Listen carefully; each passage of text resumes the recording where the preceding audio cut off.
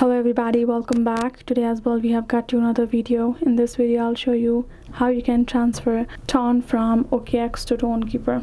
But before that, please do make sure to like our video, subscribe our channel, and yes, without any further delay, let's get started.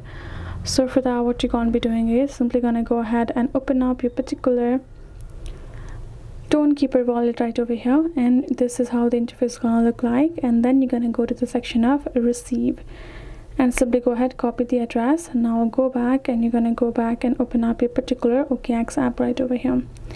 Once you're over here and have gotten yourself verified, you're going to go to the section of send or withdraw. Once you're over there, simply going to go ahead, provide the address, because you will be required to provide the address, and choose the currency to start the transaction.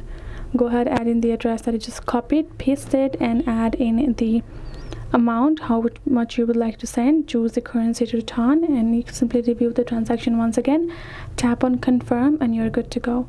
And that's how you will be able to do so. So hope this video helped. Thank you so much for watching. I'll see you guys in our next video.